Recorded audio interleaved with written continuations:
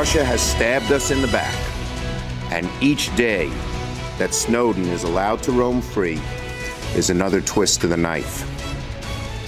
Tough talk from Senator Chuck Schumer after Russia granted asylum to fugitive Edward Snowden this week. One of many challenges facing our next guest, General Martin Dempsey, President Obama's top military advisor, who's in the room for every national security decision the commander-in-chief makes.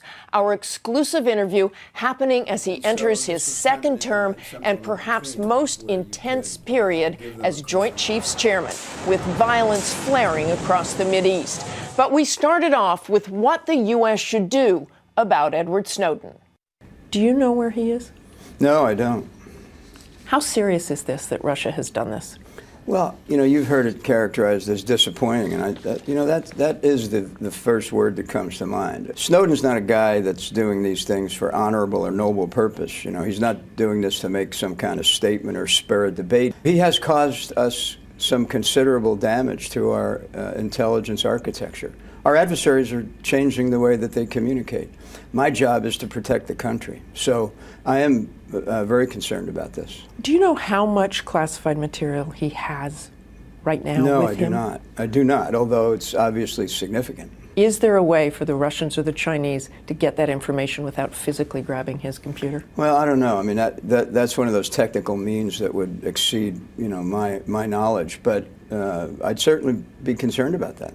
Would that surprise you? No, it wouldn't surprise me. It wouldn't surprise you that they might have already gotten that information? No, it wouldn't surprise me. Another challenge on Dempsey's radar, the growing crisis in Egypt, where we saw firsthand recently the passion of protesters determined to get ousted President Mohamed Morsi back into office. We wanted to see democracy in Egypt. We went to the ballot and we wanted democracy, but we didn't see democracy.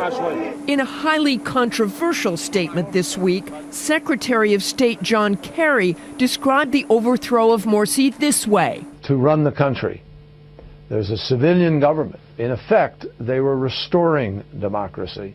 Agree with that statement? I've actually been asked what I feel it is at this point, and my answer has typically been, I don't know yet. This will only be apparent as we see what the transitional government intends to do. He was a democratically elected president. How can you call it restoring democracy? Well, that's why I didn't sign up for that characterization when you just asked me. I think frankly, that we will know what it is soon, but it may not be apparent. So Kerry may have misspoken there. I don't know. I'm not going to speak for the Secretary of State. He's the leading diplomat of our nation. I want to move on to Syria. Mm-hmm. This week we saw video of Bashar al-Assad just outside Damascus, a place that was previously held by the rebels, now retaken by Syrian government troops. Is he winning? This kind of conflict, internal civil war insurgency, always ebbs and flows. He appears to be gaining momentum, but I don't think it'll be sustainable. What happens next? Well, what happens next is the source of continuing discussions about our strategy and whether we should become directly involved or become involved through support to the opposition, building partners in the region, humanitarian relief. We're doing quite a bit. The one thing we're not doing is becoming engaged directly. Let me talk about Iraq. Sure. I have been with you numerous times in Iraq, and through the years, I think the first time we met was right after the initial invasion. How do you view Iraq today? I think July was the most violent month in 5 years, Yeah, about right. 1,000 civilians killed. Is Iraq a success? When I look back at the sacrifices we made in Iraq, we did, in fact, provide them with an historic opportunity to be what they want to be. Now, I'm not suggesting they're where they want to be or where we would like them to be, because again, this kind of unleashing of what probably is centuries-old animosities is going to take a while for them to get through. How much of what you learned from Iraq are you applying to Syria? It has branded in me the idea that the use of military power must be part of an overall strategic solution that includes international partners and a whole of government, and that simply the application of force rarely produces, in fact, maybe never produces the outcome we seek. Meanwhile, back home, a serious challenge within the military's own ranks. A disturbing increase in sexual assaults, an estimated 26,000 just last year.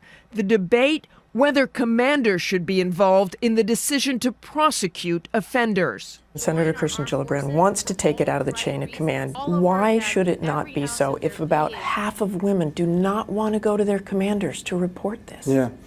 A victim doesn't have to go to the commander. There are at least 9 other places where a victim can go. And by the way, we're doing other things other than trying to help the senators that are interested in legislative changes to the Uniform Code of Military Justice. There's things we can do ourselves. We can, as the Air Force has done, we can accept a program for special victims councils. You're looking at all sorts of things. We're looking at every possible way and open-minded to every single option. Okay. Wrapping up right now. You had a grandchild, the 8th grandchild this week, right? I did. And your job was to do what? Well, my job was to babysit the newest grandson's 2-year-old twin brothers, which actually was probably the most difficult thing I've done since I've been chairman.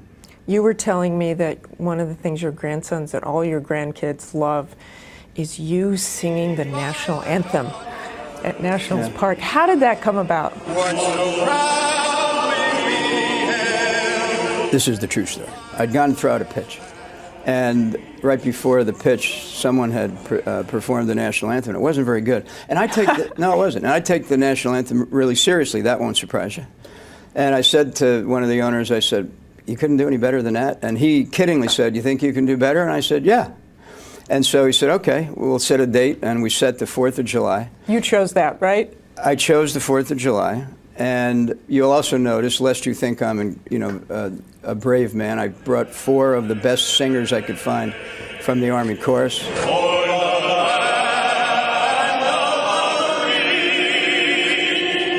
And together we sang the national anthem. It was really moving, actually.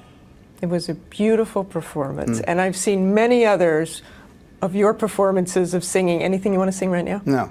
I knew you were going to say that. And I knew you were going to ask. Yes, you did. You were prepared for it. Yeah. And I can't sing either, so thanks very much for joining us, Thank Chairman you, Martha. Dempsey. Good to see you again.